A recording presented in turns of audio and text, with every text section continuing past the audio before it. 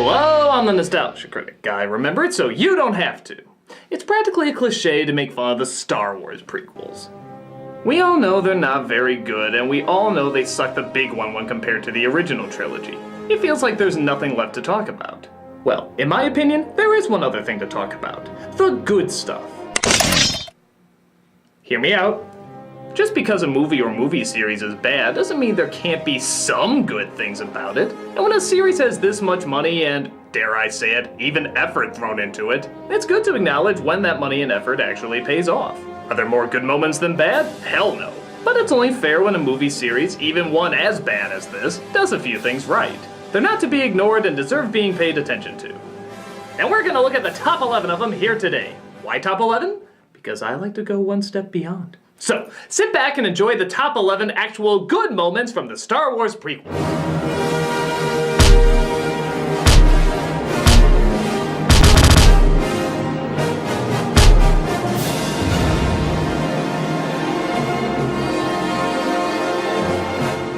Number 11.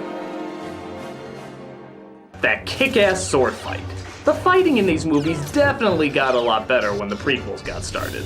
Even the most intense moments in the original trilogy mostly kept to just two people tapping swords. But the storyline and characters still kept us interested. Well, since there was shit storyline and characters in the first film, they at least made up for it with a pretty cool sword fight. Instead of two people, it's three, and instead of just tapping swords, they're flipping, kicking, jumping, and even introduced that Donatello saber. Yeah, I know, I'm sure it's called something else, but I call it the Donatello saber.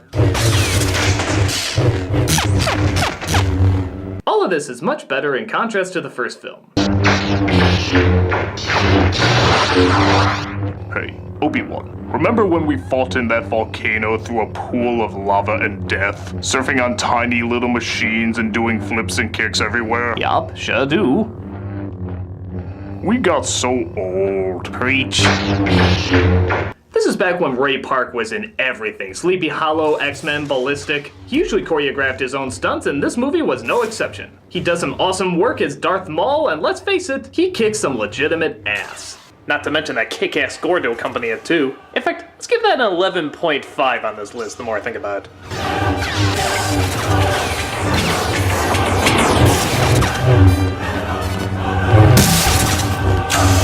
If you couldn't get into the story, at least you could get into the action.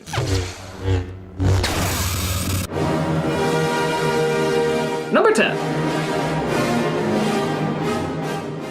Less Jar Jar as the films went on. Yeah, I know this kinda shouldn't count, seeing how making up for a mistake still technically means it's a mistake, but think about how much Lucas doesn't like to go back on an alteration he's already made. It took forever to get the original Star Wars non-special edition DVDs out, and for a while, he didn't even want to. He just wanted people to remember the newer effects and the newer scenes. He didn't want to change Greedo shooting first. He didn't want to change the dance scene in Jabba's palace. Once he's convinced something is better, he tries his damnedest to stay in that mindset. So, it's welcoming that after one movie he decided to cut down Jar Jar, arguably a characterized version of syphilis, to a much smaller role.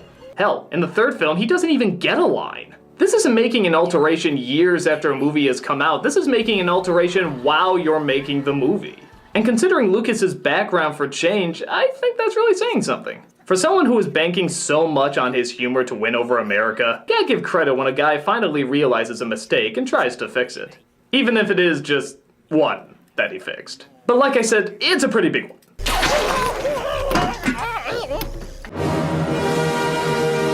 Number 9. Yoda kicking ass.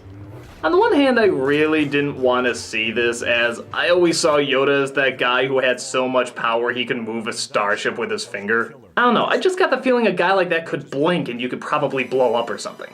But I gotta be honest, seeing somebody that small move like this is both hilarious and kind of awesome. You just don't see it coming, and it's nice how in the last film we do see him moving big objects around as well as just swinging around the sword. So he's kind of using all his abilities to his effect. Which of course asks the question, why does he need that cane if he's so fit? Why couldn't he just use his powers to give his enemies a heart attack? I know, tons and tons of things that don't add up, but still, if it means watching Crouching Tiger, Hidden Muppet, I don't give a shit. I love watching it, and it's some great action. I mean, come on, it's gotta be a lot better than this love banter. You're so beautiful. It's only because I'm so in love. Number 8. This scene. You want to buy some death sticks? You don't want to sell me death sticks. I don't want to sell you death sticks. You want to go home and rethink your life. I want to go home and rethink my life. There's nothing else to say, I just think it's funny. For a series so devoid of good humor, this actually makes a lot of people laugh in the audience. You don't want to sell me death sticks. I don't want to sell you death sticks. You want to go home and rethink your life. I want to go home and rethink my life. That's it, I got nothing else. Next scene. Number 7. Anakin and Padme's reaction to being pregnant. This might be a strange scene to focus on, but I actually think it's done quite effectively. Jedi are forbidden to fall in love, get married, and have kids. So when Anakin returns to his secret wife, this is the last news he wants to hear. Are you alright? You're trembling. Something wonderful has happened. Annie, I'm pregnant. With very few lines, they managed to run the gamut of shock, fear, happiness, and then back to fear again.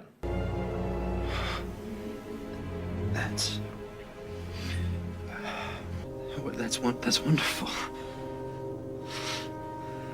What are we gonna do? That's a lot to display in only a couple seconds. It's the perfect reaction to such gigantic news. We're not gonna worry about anything right now. Alright? This is a happy moment. The happiest moment of my life.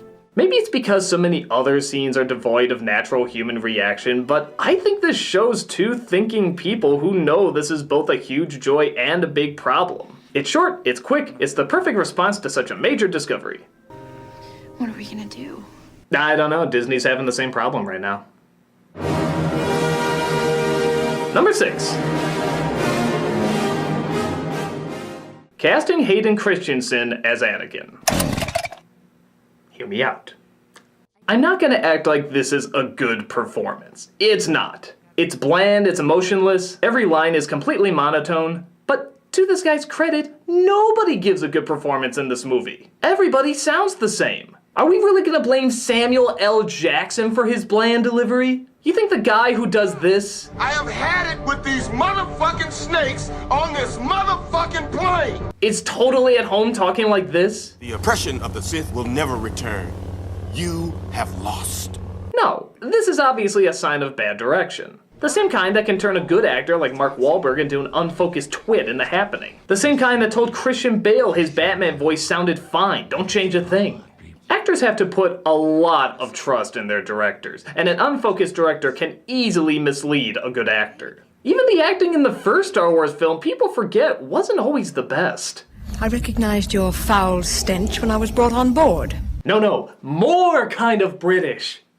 So with that said, I still think the choice of Hayden Christensen was a decent one. He's acted well in other movies, and he can demand a strong presence. I know this because any scene where he isn't told to say any bad dialogue in a monotone voice, he looks damn intimidating. Anytime there's no talking and he just has to act with his facial expressions, it really works. In my opinion, one of the more powerful scenes in the prequels is where there is no dialogue. It's when Padme and Anakin are separated, and both are contemplating what's going to happen to themselves and each other.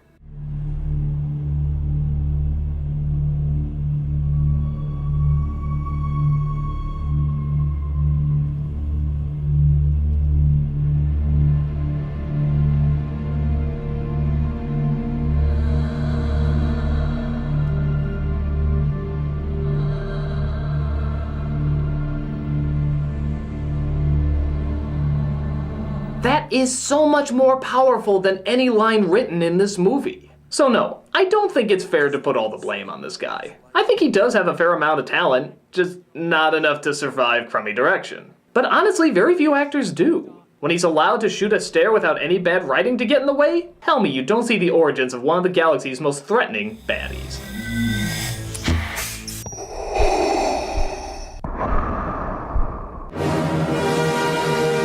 Number 5. The intro to Revenge of the Sith. Yeah, it's kind of corny and a little overblown, but people forget just how corny and overblown the original Star Wars trilogy was too. I mean, look at this. You got the space battle, you got the sword fights, you got the lasers firing, you got the big diabolical villain. After two incredibly underwhelming movies before it, this was the first time I felt like I was actually watching a new Star Wars film. It had the energy, it had the imagination, it even had some of the comedy of the original. Some would argue this makes the film even more angering as it comes so much closer to the original trilogy only to have the lameness of the other films show its face again. No, it's because I'm so in love with you. So love has blinded you? But I'd much rather have something closer to the original than nothing hitting the mark at all. So for me, I think this intro was a damn fun ride. Another happy landing.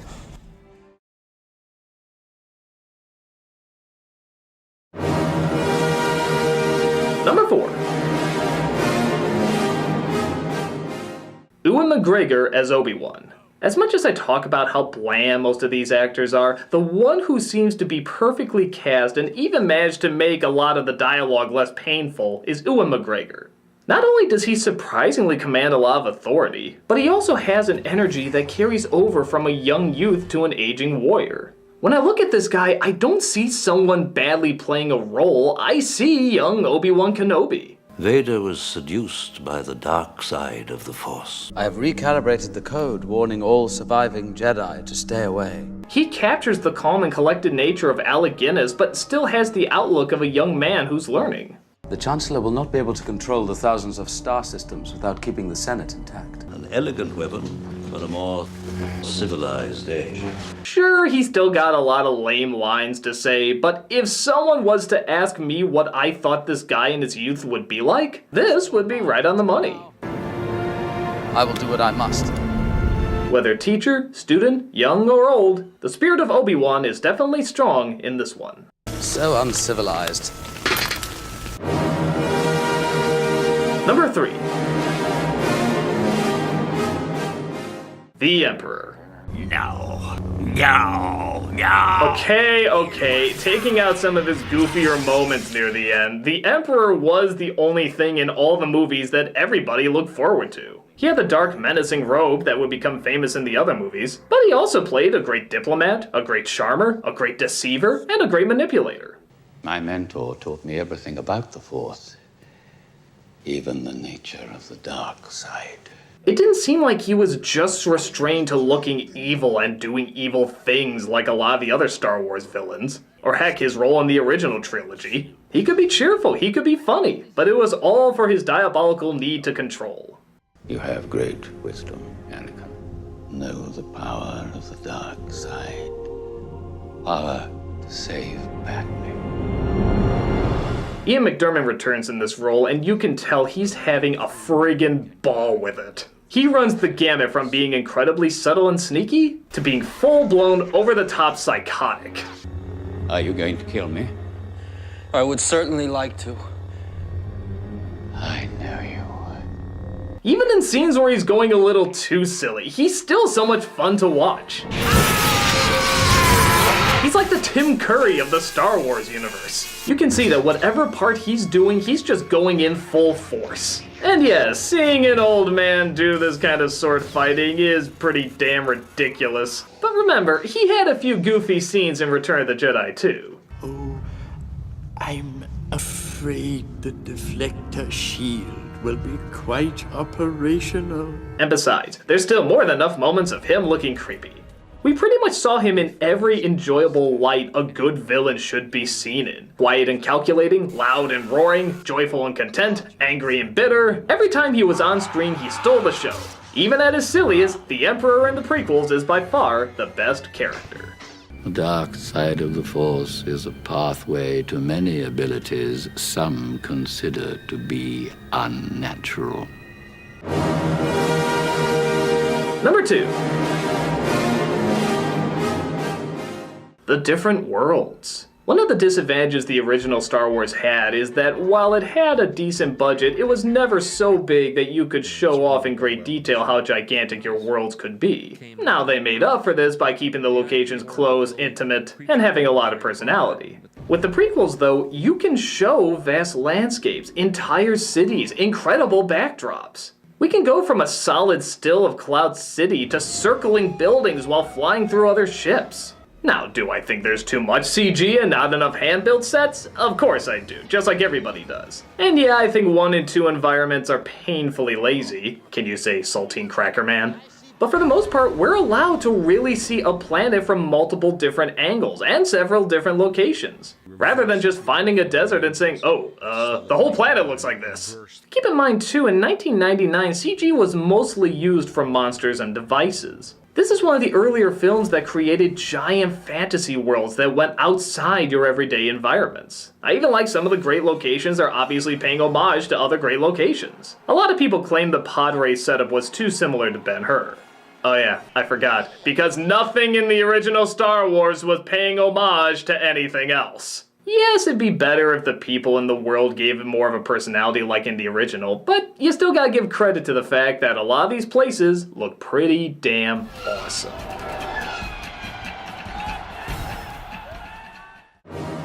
And the number one good moment from the Star Wars prequels is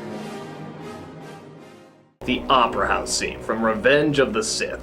Not only is this scene beautifully shot, not only is it dripping with atmosphere, not only is it well acted, not only is it well written, but this is the first time in the prequels something is given to the Star Wars mythos to make it more of a mythos. What, you may ask? Why, its own mythos. Yeah, think about it. A lot of the great mythologies often have their own mythologies within their world. Lord of the Rings, Narnia, Dune, hell, even Harry Potter understood this. But the original Star Wars, while many would agree is still a strong mythos, mostly stuck to its own story. We get a hint about Obi-Wan's past, but it's more of quick exposition. This is more mythical, one that has its roots in legend and may or may not have happened. Did you ever hear the tragedy of Darth Plagueis the Wise? Darth Plagueis was a dark lord of the Sith, so powerful and so wise. He could use the Force to influence the midi-chlorians to create life. They're of course hinting that the Emperor had a big part in this story, but if he did, he's lying about the identities. Which means the story is already changing from person to person, but still keeping the same spirit, as well as the same focus. He became so powerful. The only thing he was afraid of was losing his power, which eventually, of course, he did. Even though technically we're learning about the dark side and the art of bringing the dead back to life, which would come into play, it isn't being told as exposition like most Star Wars movies. The Emperor doesn't sit Anakin down and say, hey, let me tell you something I can do. He's explaining it through a fable, a story passed on from person to person. It's ironic. He could save others from death, but not himself.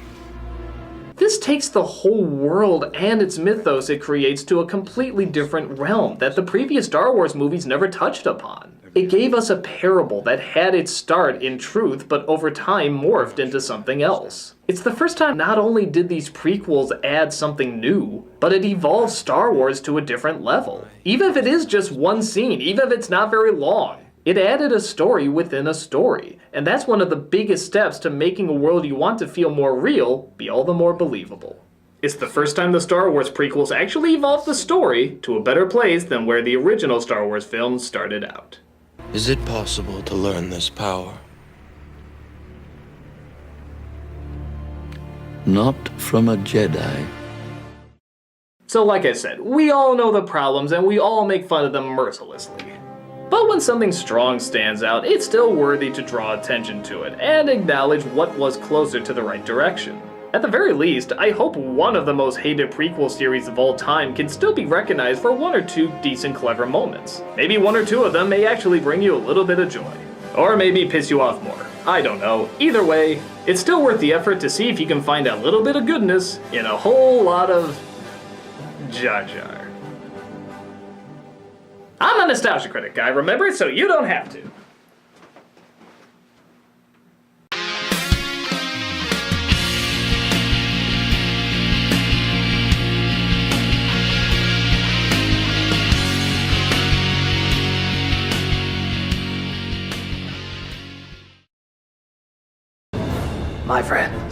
You work hard for your salary. Such devotion should not go unrewarded. You have worked hard to spend your money however you see fit, to buy food, entertainment, people. Do not buy people. My bad. Instead, purchase one of the most epic DVDs in all of existence. You've earned it. Buy the 5th year anniversary of ThatGuyWithTheGlasses.com, The Uncanny Valley. Starring me, Yimproth, and Leo Thompson, Brad Jones, Michael J., and Matt Williams. But surely you deserve more than the brilliance of these men. That is why we are offering many DVD extras, including commentaries from all the filmmakers, a nostalgia critic review of The Uncanny Valley. Couldn't the enchanted magical realm of Skyguard have fixed his wig a little better? Bloopers. Fart. Deleted scenes. You can go over to his house, kill him, fuck his wife, have some more kids. It's great! Interviews. He is a little bit more of an asshole. Doug Walker and Uncle Yo reading erotic slash fiction about themselves. Oh, Christ. This is really hot. Ew. And plenty more where that came from.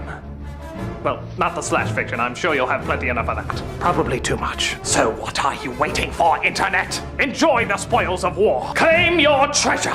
Purchase The Uncanny Valley on DVD today. Take your prize. And my director is telling me again to advise you not to buy people. You're sure? Don't buy people.